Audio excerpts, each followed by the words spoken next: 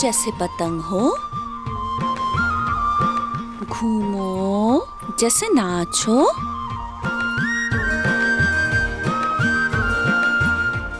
गिनो जब तक ना पांचो, फिर कस लो कमर।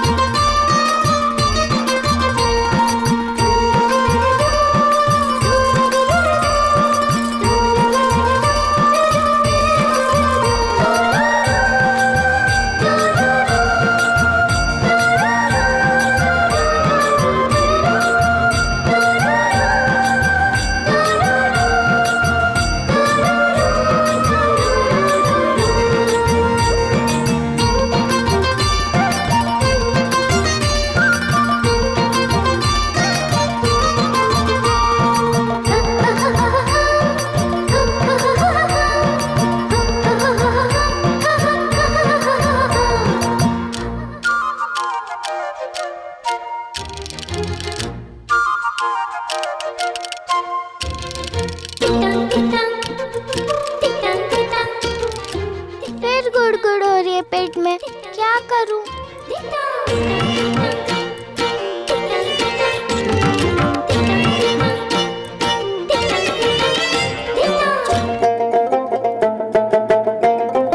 पानी पीकर पेट भर लूंगी, पर बासी बिये की रस्म तक कुछ नहीं खाऊंगी।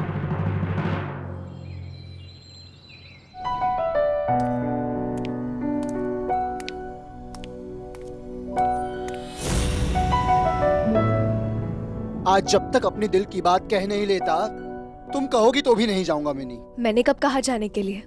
तुम तो खुद ही चले गए थे। 2 पल नहीं दे सकती मुझे अपने? सारी जिंदगी दे रही थी तुम्हें तो। कुछ कहना है? जानती हूँ क्या कहोगे। तुम खुद न्योता देने आए हो अपने बाशी बिये के रस्म के लिए। मैंने विवाह किया ये जानती हो, पर क्यों किया ये नहीं जानना चाहोगी मिनी? जो किया वो बदल जाएगा इससे। बोझ कम तो हो सकता है ना दिल का। बस कुछ दिन की तकलीफ होगी, फिर यही बोझ आदत बन जाएगा अनिरुद्ध। तुम्हारी तकलीफ मेरी नहीं क्या? तुम नहीं जानती अगर मैं उस लड़की से विवाह नहीं करता। सुनना चाहती उस लड़की के बारे में कुछ भी। बहुत अच्छे से जानती हूँ क्यों किया तुमने उससे विवाह। उसके लंबे बालों पर दिल आ गया ना तुम्हारा, रूप भाग गया ना तुमको उसका, जादू चढ़ गया ना उसकी जुल्फों का तुम पर। हाँ, मन नहीं संभाल पाए ना तुम अपना, कर लिया ना उसने वश में तुमको।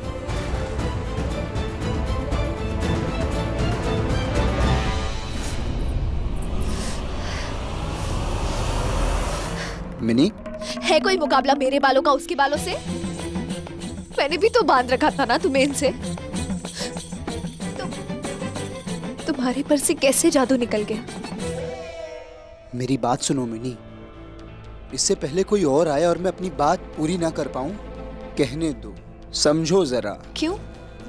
अब समय भी नहीं है तुम्हारे पास मेरे लिए? किसके बीच में आने से डर रहे हो तुम? उस जादूगरनी के? नहीं, मैं कैसे भूल गई। तुम्हें तो बहुत जल्दी होगी ना अपने बाशी बिये की रस्म के लिए, क्योंकि तुम्हारे बाशी बिये के रस्म के बाद ही तो तुम्हारी सुहागरात। चुप करो मिनी, बंद। पहले ये बताइए कि हमने रस्म करने से मना क्यों किया? मन नहीं था। जरूरी है रस्म करना। माँ के लिए करनी है रस्म। रस्में नहीं पूरी करेंगे तो आएगी माँ।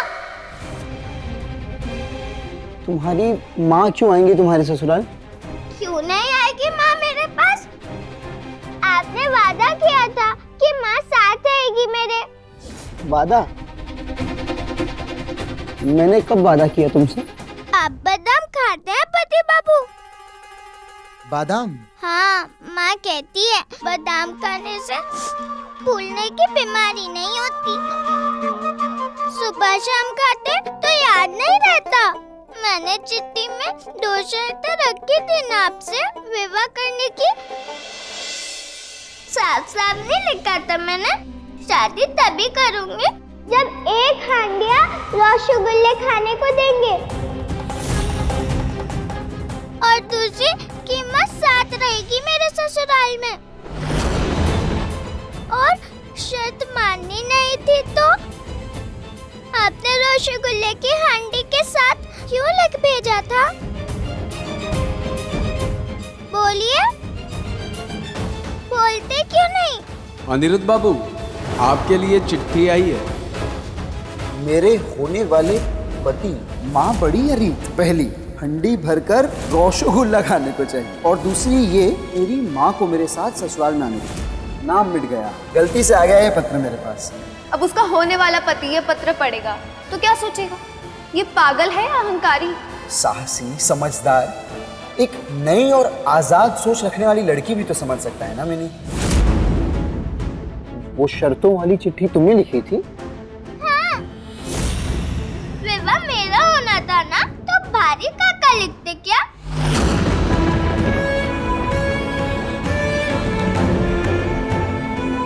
तुम यहीं रुकना, मैं अभी आया।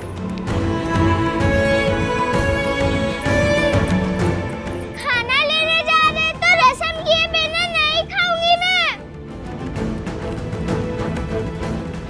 ये चिट्ठी तुमने लिखी थी? इसमें मेरी शर्तें लिखी है। तो मैंने ही लिखी थी आपको पति बाबू, और आपने भी तो शर्त मानी थी ना, और आपने लिखकर भी भेजा था ना। मामा ने पढ़ा भी था, वरना क्या मैं मानती आपसे विवाह करने के लिए?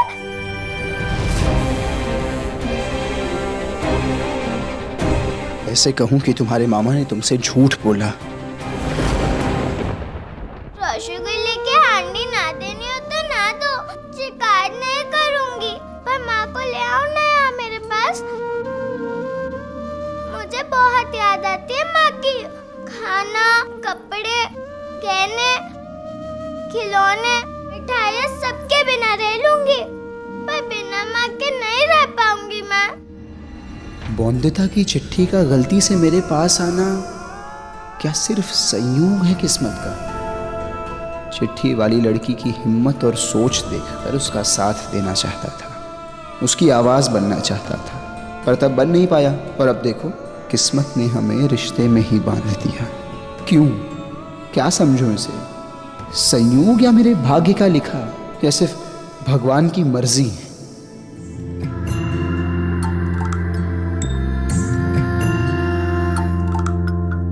हंडिया से रसगुल्ले खाए, पेड़ों पे मिली चखी, एक पत्र में विवाह की 2 शर्तें लिखी, तय कर लिया ये माँ बिना डोली न चढ़ूंगी, लड़ना पड़ा तो दुनिया से लड़ जाऊंगी, साथ देगा वो अगर हो हौसला मेरा।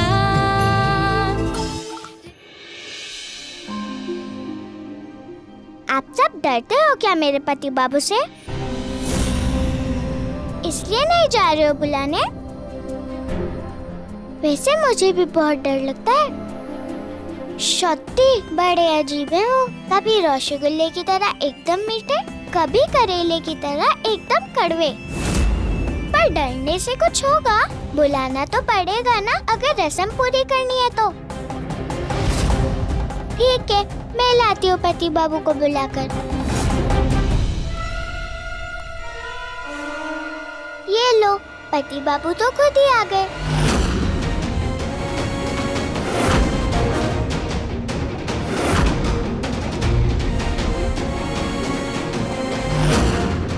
इस घर में उस लड़की की मां एक कदम भी नहीं रख सकती है। बहू की माँ को यहाँ लाना चाहते हो ना, लाओ, पर उसके पहले तुम्हें शादी के बाद की सारी रस्में करनी होंगी।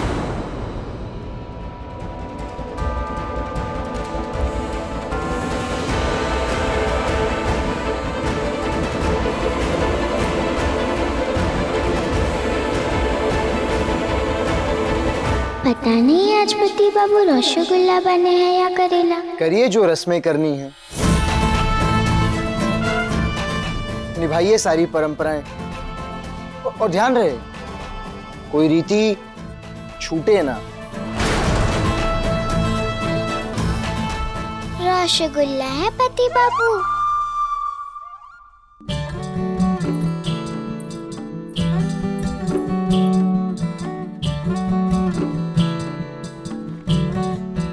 रीत है क्या? नब जोड़े का खेल है छोटे मालिक। ये आपकी शादी का टोपुर और मुकुट, ये तो पहना ही होगा आप दोनों ने। अब छोटे मालिक के टोपुर का एक हिस्सा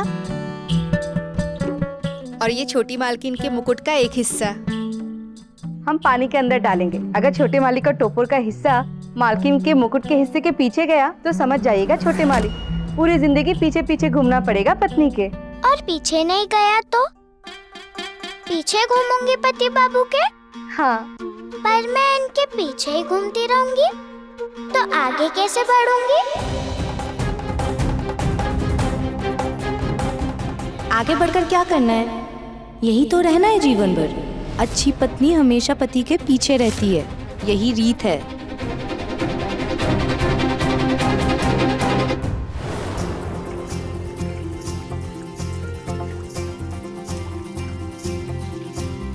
रस्मों का मेला यहाँ पे खेल रहे हैं सारे, आजा शामिल हो इसमें जरा थोड़ा मुस्कुरा रे।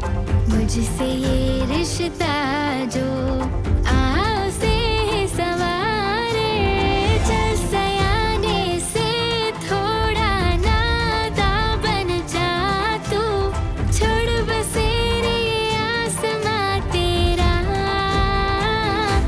रिश्ता तेरा मेरा, रिश्ता तेरा मेरा, रिश्ता तेरा मेरा, रिश्ता तेरा मेरा।